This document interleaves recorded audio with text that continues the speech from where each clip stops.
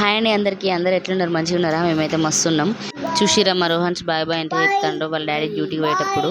మా ఆయన నన్ను క్వార్టర్స్కి 2020లో అయితే తీసుకొని వచ్చిండు. కరోనా టైం అప్పుడు వచ్చినాక 21 రోజు అయితే మేము క్వారంటైన్లో ఉన్నాం. వేరే క్వారంటైన్కి వేరే క్వార్టర్స్ అలాట్ చేసేటప్పుడు వేరే క్వార్టర్లో ఉన్నాం. 21 రోజు తర్వాత మేము మా క్వార్టర్కి అయితే వచ్చినాం. మాకు ఇచ్చిన క్వార్టర్స్కి అయితే వచ్చేసినాం. మేము క్వార్టర్లోకి వచ్చిన తెల్లారే డ్యూటీకి వెళ్ళిపోయిండు. ఇంకా అదే రోజు నైట్ అయితే డ్యూటీ పడ్డది మా ఆయనకి. నాకైతే ఫుల్ భయం అయింది, కానీ మా ఆయన ముందు అయితే కవరింగ్, నాకేం భయం లేదు అన్నట్టు నవ్వుకుంటా హ్యాపీగా ఉండే అన్నమాట.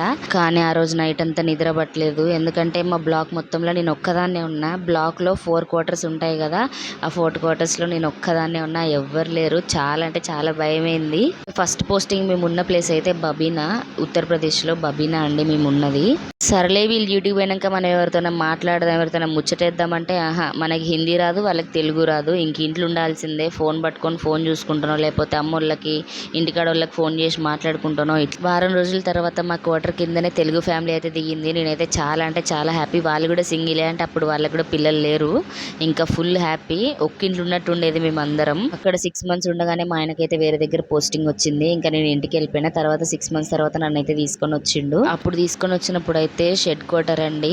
ఆ షెడ్ క్వార్టర్ మీద అయితే ఉడుములు పడతా ఉండేటివి. నైట్ డ్యూటీలకు వెళ్ళినప్పుడు అయితే ఫుల్ భయం ఏది, ఎలకలు ఉండేటివి. ఆ తర్వాత మేము క్వార్టర్ మారినాం. ఇంకా ప్రెగ్నెన్సీ టైంలో కూడా నేను ఒక్కదాన్నే ఉన్నా, ఎలాంటి ప్రాబ్లం లేకుండా అంత హ్యాపీగా ఉన్నా.